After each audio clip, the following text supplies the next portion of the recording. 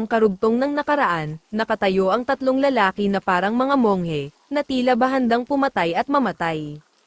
Nagtawanan ang mga ito, hihihi, hihihi, huwag kang kabahan malapit nang matapos iyan. May mga damit na ganap na wala sa lugar sa tag-ulan sa 21st century Hong Kong Street. At habang nakatingin ang ating bida, mas mabuti, kung kukunin ko na lang ang leeg mo para sa amin. Hahaha, at habang umiilaw ang mga espada nito. Agad humakbang ito palapit sa ating bida, habang kumikislap ang liwanag ng kanilang mga espada. Sila ang uri ng mga mandirigma na gumagamit ng mga panloob na enerhiya. Bulong ng ating bida, sa paglapit nito sa ating bida ay biglang tumalon ito na hawak ang espada na nakahandang putulin ang leeg ng ating bida. Sa pagsugod nito, inihagis ng ating bida ang hawak niyang coat sabay labas ng kanyang espada sa kanyang kamay. Mamatay ka, sigaw ng hanggal na kalbong mga lalaki. Simbilis ng kidlat sa paglitaw ng espada na nagaapoy. Sumugod ang kalbong lalaki, na sinalubong ng ating bida. Sa paghampas ng espada naputol ang sandata ng lalaki. Muling iwinasiwas ng ating bida ang kanyang espada na nag-aapoy. Napatulala ang kalbong lalaki, ang aura ng espada. Sigaw ng lalaki, muling iwinasiwas ng ating bida ang kanyang espada, inikot-ikot nito sa ere. Hanggang sa maputol ang mga espada ng mga hanggal. Agad nang laki ang mga mata nito nang makita nito na wala ng mga talem at putol ang mga espada nilang hawak. Uhak, kayong lahat, kailangang bugbugin, mula sa nagkalat na dugo. Sinapak nito ng ubod ng lakas ang isa, uhok, daing ng lalaki. At sumunod naman na sinapak paitaas ang isa, ak. At ang isa ay kaliwat kanang ang natamo nito, duguan at naalog ang mga ulo nito. Kahit anong sabihin ng sinuman, ngayon, ay kasal pa rin ni Clara. Hindi ko maiwasan makakita ng pula, pero at least buhay ako. At makikita ang mga walang buhay ang mga hanggal na kalbo. Sasabihin ko ulit ito, yung mga mukha mong parang mamamatay ka na. Maging mapagpasalamat, at ito na ang huling regalo ko. Sabi ng ating bida habang hawak ang kanyang sandata, na nakahandusay sa kanyang paanan ang mga assassin na gusto pumatay sa kanya, maya-maya ay nagsalita ang boses. Maraming karma points ang na-awarded, mabuhay kayong mabuti mga chinos. Sabi ng ating bida, nang bigla itong tamaan ng bala ng baril, sa braso, nabigla ito, at napadaing ito sa sakit, damn it, meron pa, bulong nito at agad na paluhod, bakit ba, ang dami nila. Paikot-ikot ang iyong katawan sa isang iglap upang maiwasan ang anumang mahalagang spot, ay isang kamanghamanghang kakayahan umaangkop. May ilang tao sa likod ng aking kanan, at may parating sa aking kaliwa ay isa pa. Bulong ng ating bida, ito ay nakakamangha, ito ba ang tunay na pananaw ng Madang Clan? Sabi ng lalaking Chino na nakatutok ang baril habang tumatawa ito. Li Zhangchang, ikaw lang talaga ang may kakayahan nito, ha? Bulong na nagtitimpi nitong galit, pinukaw mo ang galit ng isang taong hindi mo dapat ginawa, sabi ng lalaki habang nakatutok ang mga baril nito, hindi mo naisip ang magiging kabaliktaran nito, hindi ba? Habang napaluhod ang ating bida na nakatalikod sa hanggal, anong sabi mo, ganun din ang ginawa mo, sa akin, sa taong hindi mo dapat gawin, nakangisi sabi ng ating bida habang nakatingin ng patagilid, fuck, baliw ka. Haha, exactly what I mean, mamamatay akong duwag, kung aatras ako o aatras sa Hong Kong. Ikalulugod kong linisin ang iyong bangkay ng mabuti, hahaha, pero may gusto akong sabihin. Bago yan, habang nakalapat ang dalawang kamay ng ating bida sa kalsada, ang lalaking ito ay malapit ng mamatay at patuloy lang siya dumadaldal, tawanan ng mga nasa likod ng lalaki, exactly kung anong ibig kong sabihin, at ngumiwi lang ang lalaki, ang isang putok ng baril ay hindi magdadala sa akin sa pintuan ng kamatayan, bulong ng ating bida. Alam mo, kapag namatay ka at napunta ka sa impyerno, mangyaring siguraduhin na ihatid ka sa Diyos ng impyerno. At sabihin mo na pinadala ka ng isang binata na nangangalang Jiang Taesan mula sa South Korea. Baliw ka, fuck, sigaw ng hanggal na Chino, papatayin kita, agad pinaputokang ng baril ang ating bida kasabay sa pagbaril ang mga tauhan nito, sino ang nakakaalam, baka maging mabait pa ang demonyo sayo, sigaw na galit ang ating bida, bigla humarap ang ating bida at tinaas ang mga kamay at sumigaw, lightning shock. at mula sa kalangitan agad lumabas ang nakakasilaw na liwanag na parang kidlat. Nasumalubong sa bala ng baril ng mga Hangul, nasaksihan ito ng Black Agent K. At hindi ito makapaniwala, ito ay hindi kapanipaniwala. Mula sa labas, habang umuulan ang mga poste ay nagkislapan ang mga boltahe nito na damaloy. Kasabay ng mga kidlat at pumasok ito kung saan ang lugar na nandoon ang ating bida. At tila may isip, agad pumasok ang mga boltahe nito sa ating bida at sa mga Hangul na lalaki, nagsisigaw ito sa sakit dahil sa pagsunog ng kanilang mga katawan. Sigaw ng mga Hangul, habang tumatama sa mga katawan nito ang mga boltahe. Habang nakatayo ang ating bida, ay napapanood ito ni Black Agent K na nakatago pa rin ito. Ang lalaking ito, ano siya, multo ba siya, o, baka? Siya ay superhuman, so, ang CIS, damn it, napahamak ako. Bulong ni Black Agent K, habang nakatalikod ang ating bida. Agad na paatras ito at natakot, mabilis ito tumakbo palayo. Ngunit naramdaman ito ng ating bida, at mabilis itong tumalon, at sa pagtalon nito, ay nauna pa ito sa Black Agent K, habang nasa ere ito, ay nagulat ito at napasigaw sa pagkataranta. Habang nasa ere ang ating bida ay agad sinugod nito si Black Agent K, magkakampi tayo, iligtas mo ako, takot na sigaw nito. Ngunit hindi ito pinakinggan ng ating bida, at agad dinakma ang leeg nito, sabay sa pagkidlat at mga boltahe nito ay muling kumislap. Maya-maya ay napahinto ito at kinilala ito, K, sambit nito, at napamulagat ang mata nito sa kanyang hawak, nadakat nito ang kokomelon ng babae, tulong, maya-maya, ay pilit na tumawa ang babae, Oo ako nga, opa, si K, ako ba talaga ang opa mo, tanong ng ating bida, kay Black Agent K, maya-maya, nag-isip ang ating bida, inilagay nito ang kamay sa chin.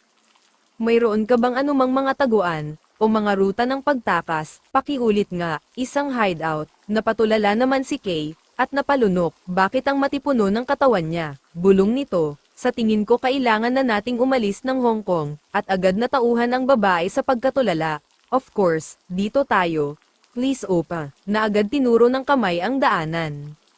Mukha siyang mas matanda sa akin mahinang sambit ng ating bida, Black Agent K, na claim na galing sa NIS, at mukhang kakampi ko, masyado ba ako nag-expect, hindi siya mukhang isang itim na ahente. Kahit gaano ko pa ito kumbinsihin, o pabantayan mo ang iyong mga hakbang, dito tayo, bakit mo ba ako tinatawag na opa, lumipas ang mga araw.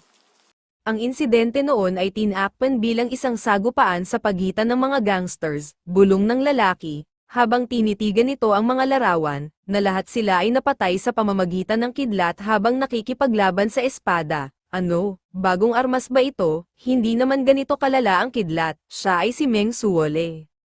Miyembro ng Hong Kong Police, secret agent ng China. Muling tinignan nito ang larawan, ngunit kahit natignan ito bilang isang sandata, may isang bagay na hindi maganda.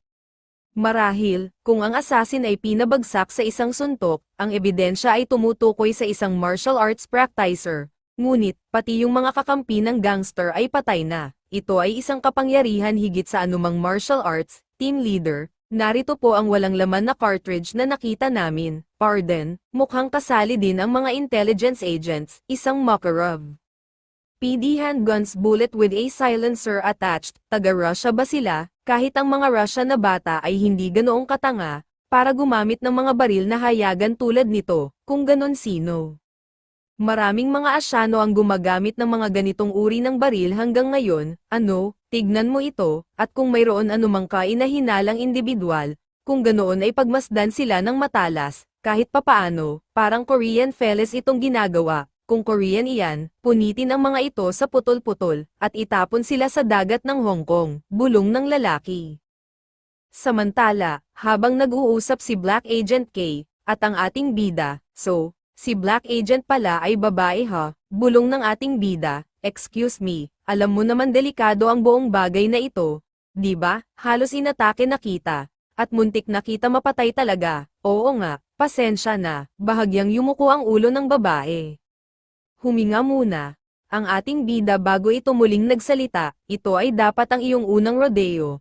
Tama, anong klaseng ahente ang hindi marunong magpaputok ng baril, bulong muli nito, hindi, actually ito talaga ang trabaho ko, sabi ng babae, at sumimangot ang ating bida bago ito nagsalita, trabaho.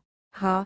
Ito ay mahirap paniwalaan, bulong ng ating bida, hinawakan ng babae ang kanyang ulo at, ako ay isang gabay, at parte ito ng trabaho ko, hahamahinang tawa nito. Well, okay. Ano ang susunod natin gagawin, Miss Guide? Bahagyang nakasimangot na sabi ng ating bida, habang ito ay nakasalikop ng braso. Ano, ang susunod na hakbang, well, para sa kaligtasan mo po, malditong prinsipe. Ah, ang ibig kong sabihin sa'yo, Mr. Jiang Taesan. Well, gagawin ko ang lahat ng aking makakaya, upang makabalik ka sa iyong sariling bansa sa lalong madaling panahon. Sabi ng babaeng si Kay, siguradong hindi ka makabibili ng tiket niyan. Bulong ng ating bida, ang paglipad palabas ng China ay hindi opsyon, at ang pagpunta sa airport, ay ipapadala lamang ng diretso sa lihim na bilangguan ni Li Zingchang, dahil literal na may kontrol siya sa mga munisipalidad ng Hong Kong.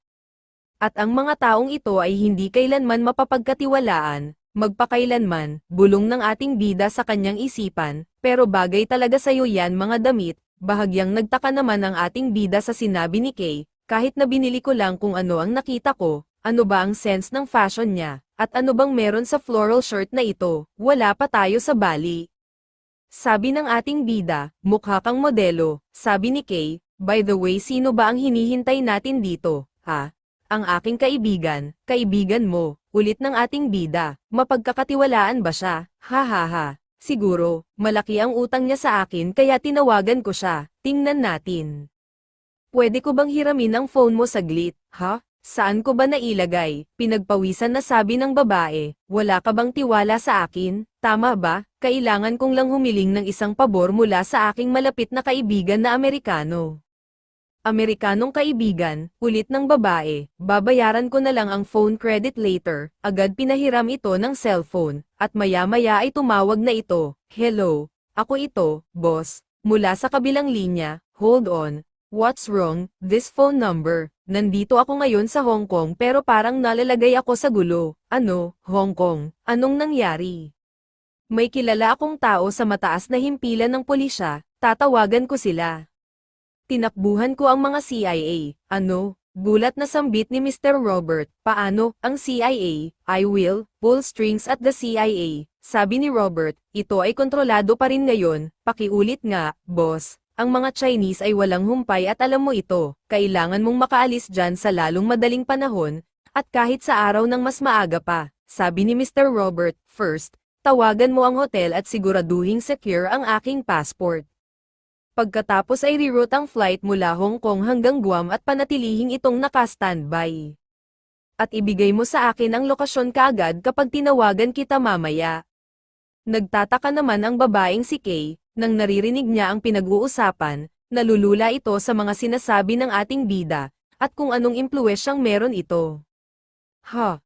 Ano raw? Airplane, please just take care of that for now. Sabi ng ating bida, naintindihan ko po, ingatan mo ang sarili mo boss. Matapos makipag-usap sa phone, may airplane ka din ba? Opa, lihim ka bang mayaman, habang ang itsura nito ay parang binigyan ng candy. Maya-maya ay, oh, Joy mukhang good mood ka ha, isang babae ang damatin, oh, Tasha andito ka na pala, Tasha, ito ba ang kaibigan mo? Nagtatakang sabi ng ating bida. Sa pamilyar na mukha, bakit nandito ang taong ito, bulong ng nakatingin na babae, Jiang Taesan, o dapat ba itawag ko sa kanya, ay Daniel Jiang, anong, bakit tinititigan mo ako ng matindi, bulong ng ating bida, na nakatingin sa babae, ang gwapo niya, si Clara sana ang mag-aalaga sa kanya. Napalipat-lipat ng tingin ang tatlong, walang gustong magsalita, maya-maya ay may tumawag sa babae. At agad naman itong sinagot, mukhang biktima ang mga mangangaso sa kanilang biniktima, sabi ng nasa kabilang linya.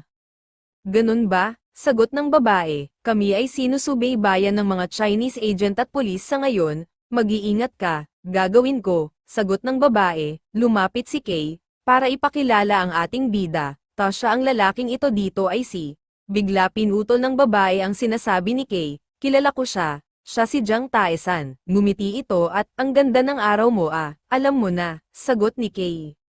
Joy, napaka-naive mo. Putulin na lang natin ang mga nawala at magpatuloy. Sabi ni Tasha. Hihihi, agree ako dyan. Hiniling mo sa aking na isama ko kayo. Tama ba? At dalhin sa ligtas na lugar. As expected, madali kang kausap. Pero ano na ang gagawin ko? Ang mga bagay ay lumaki na ng husto. Kaya hindi ako sigurado kung paano pa ako makakatulong. Then, ano ang gagawin natin? Kinabahan na sabi ni Kay. Ang mga Chinese ay labis na nakasubaybay ngayon. At sa palagay ko ay hindi rin magiging madali para sa mga tao sa kabilang panig na tumulong. Bibigyan kita ng 1 billion.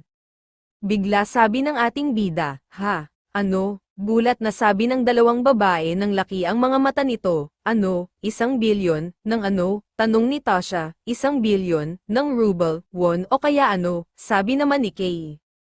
Kung madadala mo ako sa Moscow ng ligtas, then, babayaran kita ng 1 billion US dollars in cash. May, 1 billion dollars. Napanganga sabi nito. Wow, hindi 100 milyon kundi 100 billion dolyar. Nakangangang sabi ni Kay. Ikaw, sino ka ba talaga? Mukhang wala talaga siyang pakialam sa kanya. Bulong nito, kaya kung ibigay sa iyo ang kahit na ano, basta ginagarantiya mo ang kaligtasan ko, at bibigyan kita ng 100 million on front bilang deposito, ito na ang chance ko. Bulong na sabi ni Tasha. Bahagyang lumapit si Kay. Sa ating bida, hindi ka nagsisinungaling diba? Wala nang bawian ang mga salitang iyon mamaya. Agad nag-dial sa cellphone si Tasha. Naniniwala ako sa'yo. Maya-maya ay nagring ang kabilang linya na kanyang tinatawagan. Hindi mo kailangan magtiwala sa akin. Ngunit maaari kang magtiwala sa pera. Sabi ng ating bida habang nakaturo ang hintuturo sa itaas ng nakatawa. Anong meron? Mula sa kabilang linya. Sabi ng Dangerous Prey na gusto niyang pumunta sa Moscow. Ano? Literal na nagmamakaawa siyang barilin. Ha? Aware pa ba siya na may ransom siyang inilagay sa kanya at sa bangkay niya? Sabi ng nasa kabilang linya. Sabi niya handa siyang magbayad ng 1 billion dollars. Sabi ni Tasha. Ano? 1 billion dollars? Gulat ng nasa kabilang linya. Magre-regalo din daw siya ng iba pa. Kapag nakarating na siya doon, at kailangan namin magdesisyon ng mabilis, at kailangan nating gawin ito sa loob ng 5 minuto. Sabi ni Tasha. Please. Alagaan mabuti ang ating mga kliyente, sabi ng nasa kabilang linya sabay off ng cellphone. Anong sabi nila, okay lang ba? Tanong ni Kay. Maswerte ka, sabi niya isa kang mahalagang kliyente, at sabi niya pagsisilbihan kita ng maayos. Nakangiting sabi ni Tasha. Hindi ako, pero ang ibang tao na nasa linya ay maswerte. Haha, nakangiting sagot ng ating bida. Maya-maya pa, ay hinarap ni Tasha si Kay. Joy, alam mo naman na mahihirapan ka din isama diba? Huwag kang mag-alala, aalis din agad ako nang wala sa oras. Nakangiting sagot ng babaeng si Kay. Sige, uminom tayo ng matapang na vodka sa susunod na magkita tayo. Ikaw ang magbabayad ng drinks. Samantala, sa Hong Kong International Airport, makikita ang mga taong parrot par ito sa loob ng airport. 2 pulis ang nakatalaga na magbantay. Makikita na pinagpapawisan ito. At hindi may pinta ang mga lukot na mukha nito. Agad nagtakip ng mga kamay sa ilong at bibig nito. Ang baho, hindi ba ito na-freeze? Kalalabas ko lang sa freezer. Pero bakit sobrang init ng panahon ngayon, at medyo malamig dahil sa buhos ng ulan kanina? Anong gagawin ko? Sabi ni Tasha, kailangan nating itong buksan para sa mga utos mula sa mga nakakataas, pero salamat sa panahon, at sa fragrance na sobrang amoy, sabi ng 2 pulis na nakatakip sa mga ilong at bibig nito. Ano ang gagawin ko? Bubuksan ko ba ito? Napailing ang 2 pulis, sapat na alisin mo na ito ng mabilis ngayon din. Sigaw ng pulis, pero, kailangan mo pa ring suriin ito, mag-sign in ka na lang dito kaya bilisan mo at umalis ka na. Ang amoy na yon, good job, I'm sure matutuwa ang tiyuhin namin, na makakauwi na ng mabilis sa sariling bansa, sabi ni Tasha. Tanggalin mo na ang kabaong, dali, bilisan mo na, pagtiisan mo pa ng konti tito. Sa Russia, ang libing ay tinuturing lamang na kumpleto kapag nakita na ng miyembro ng pamilya ang bangkay ng personal. Pakitiis pa ito ng kaunti, sabi ni Tasha sa kabaong. Maya-maya ay nasa ere na ang eroplano sinasakyang ni Tasha. Kasama ng kabaong, kung matutulog ka, Nasa Moscow na tayo paggising mo, Tito.